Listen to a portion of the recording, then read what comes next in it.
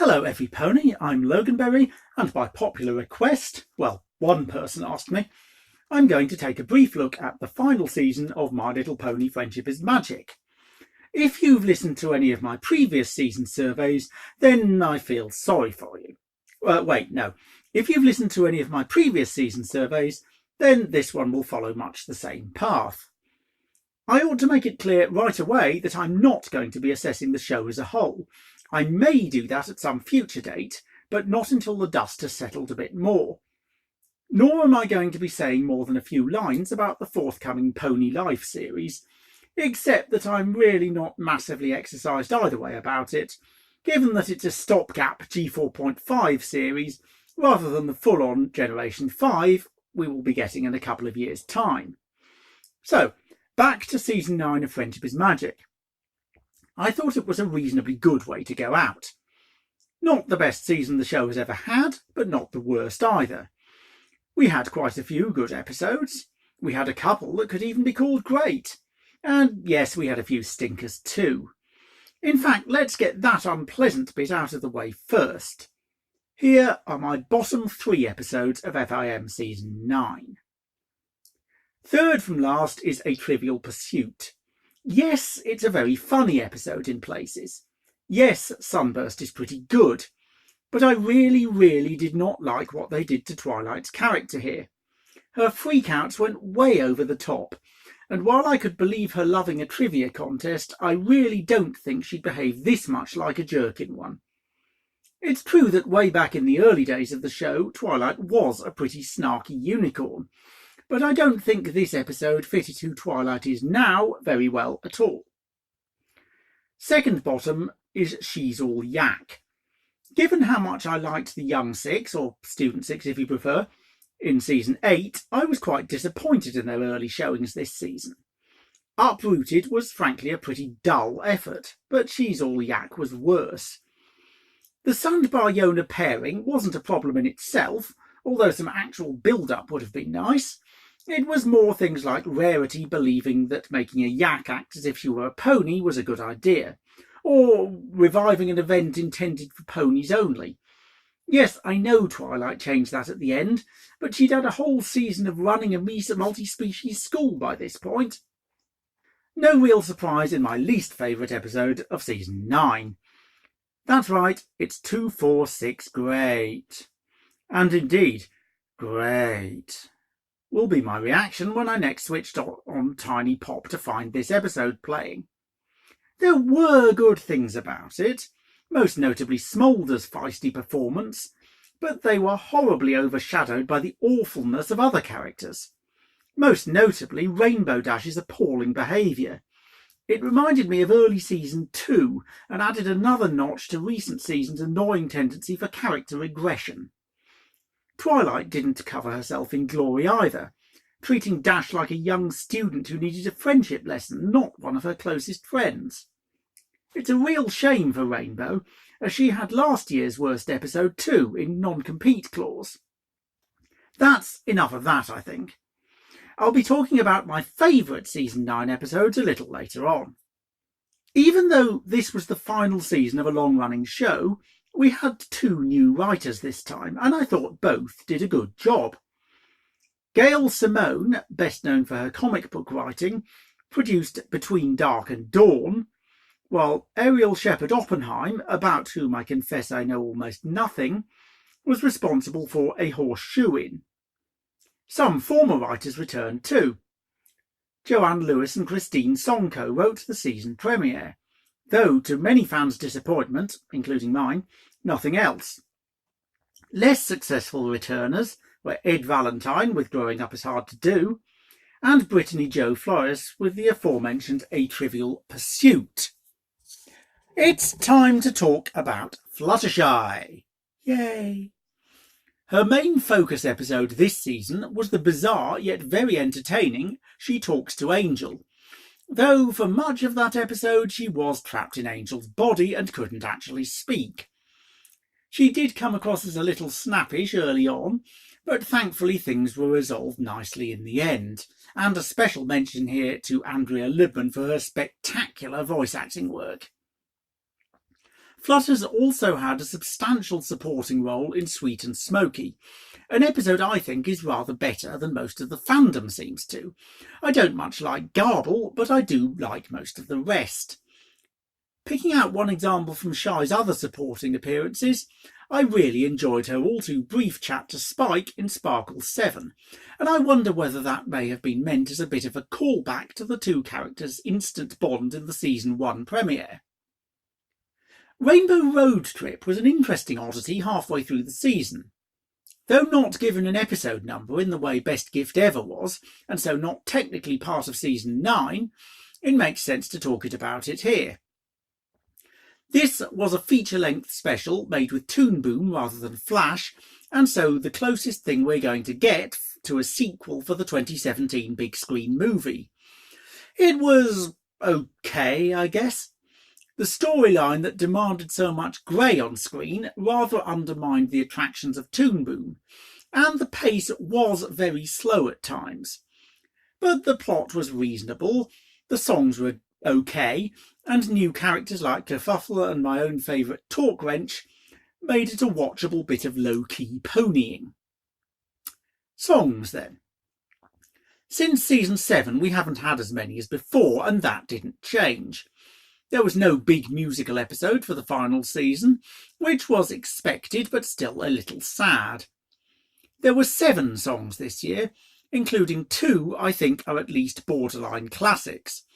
The hugely entertaining villain trio, Better Way to Be Bad, also known as You Know When You've Been Tangoed, and the bouncy princess duet Lotta Little Things. Of course, the series' last ever song, The Magic of Friendship Grows, has its own special place in the MLP musical pantheon, although that wasn't all about the song itself. I'll talk about the epilogue later on. Alright, time for my favourite 5 episodes of the season. At number 5 we have The Ending of the End, which just beat out the season premiere and Between Dark and Dawn. Even though this wasn't actually the final episode of FIM, this doubleheader by Nicole Dubuc and Michael Vogel felt like a grand finale, with a cast that eventually grew to enormous proportions.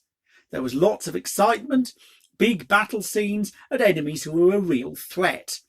This last point emphasised by Chrysalis's threat to pluck Spike's wings off, something I'm a little surprised Hasbro okayed. Like many fans, I was disappointed that Grogar proved to be nothing more than Discord in disguise, and that slightly hurt this episode's rating here. Vogel is in 4th place too, with The Summer Sunset back. This came out straight after A Trivial Pursuit, and gave us a picture of a vastly more likeable Twilight, one I could actually see ruling Equestria efficiently. She also got a great moment of awesome as she raised the sun at the end. The Twilight plot strand was interwoven with periodic check-ins with the Legion of Doom, and as such the episode made a nice preview of the finale's excitement. My only real problem with this ep was that Discord seemed to be there more or less because he felt like it. Okay, that's probably pretty in character for him, but it didn't quite work. The bronze medalist is The Big Mac Question, written by Josh Harbour and, again, Michael Vogel. The Big Mac Sugar Bell romance has worked better than I originally thought it would, and the quality of last season's The Breakup Breakdown, and now this, have played no small part in that. Here, Discord's antics and the related callbacks felt more fitting, and the CMC also got a better showing than they'd had the previous week in Growing Up Is Hard to Do. Only Applejack of the main 6 appeared, and even that not until near the end, but it worked. The framing device, reminiscent of the Saddle Row Review, also felt right. And, of course, away in the background, Lyra proposed to Bon Bon. One of the highlights of the season, and without a single word being spoken. My runner-up this year is Sparkle 7, with credits for not only Josh Harbour and Nicole Dubuc, but all the main 6 and Spike's VAs. This was the 200th episode of Friendship is Magic, allowing for the fact that Best Gift Ever has an episode number, and I think the team were wise not to try to match the wildly over-the-top feel of the 100th episode. This was much more straightforward than Slice of Life had been, but it still gave all the main sixers, and Spike, moments in the sun. Sparkle 7 was well paced, it had excellent dialogue, it looked good, and the ending was a suitably heartwarming one. I suppose if I were being critical, and I am, this is a review after all, then I'd say that there were a few too many meme faces for my liking. But this episode was hardly alone in that tendency over the last couple of seasons. Overall, a very solid ep that has a good showcase of the modern show. And the winner? You're doubtless ahead of me, but yes, it was Frenemies. We'd never had a real villain episode before, partly because most of the real threats like Discord and Sombra were loners. But this one, writer Michael Vogel pulled out all the stops. Oh, sheesh, maybe I should just start calling this the Michael Vogel Show or something. Chrysalis, Tyrek and Cozy Glow had wonderful chemistry and you couldn't take your eyes off any of them for a moment. And not just because you didn't know what they might get up to.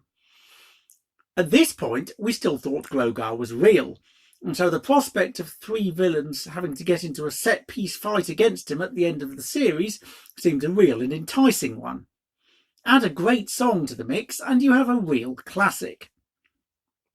But Logan, I hear you say, aren't you missing something? And yes, you're right. I haven't mentioned the last episode of at all. Why wasn't Josh Harbour's The Last Problem in my list? Simply because I don't think it's good enough to be there. The plot is paper thin at times, Twilight's new look is frankly awkward, Luster Dawn doesn't have enough time to develop, and though this will split opinion I know, I really didn't like the full canonising of one ship and the very nearly canonising of several others. It didn't feel right. On the plus side, the final sequence with that excellent song was well worth waiting for. And to have it end with those notes from the show theme and then that storybook closing for the last time, I'm not going to claim my eyes were entirely dry at that moment. And that was it for Friendship is Magic. Normally at this point in a season review, I talk briefly about what I hope for from the next season. But this time, as Max Quadrupleen might have put it, there will be no more seasons. And if you don't get that reference, then go and read or watch or something Hitchhiker's Guide. As I said earlier, Pony Life isn't bothering me too much either way right now. The prospect of Gen 5 is of much more interest. We know that there is a CGI movie coming in late 2021. We are pretty sure this will be followed by a 2D Toon-boomed TV series a bit later. But that's about it. Yes, those leaks happened, but plenty will doubtless have changed by the time G5 actually hits our screens. All I can really hope for right now is that the new My Little Pony will be entertaining. One last thing. Although I said I wouldn't be talking about the show as a whole in this video, what I will say is this. The fandom, our fandom, is not dependent on Friendship is Magic. We've seen the usual slew of Ponyfix, fan art, music, plushies and so on appearing over the last couple of months. Meetups are still going strong around the world. Plenty of conventions are returning for 2020, and there are even some complete newcomers. Remember, Generation 1 fans still exist, and they didn't have the ease of multimedia-filled communication across the world that we do these days. If you do choose to move on, then of course there's nothing wrong with that, and I hope you find happiness in wherever you go. But if you do choose to stay a part of this wonderful fandom, then don't be scared it'll disappear. It really, really won't. To quote Prince Whateverer, I'm not going anywhere. I'll die with the herd. We have cider. I'm Logan, and that was a video. Goodbye.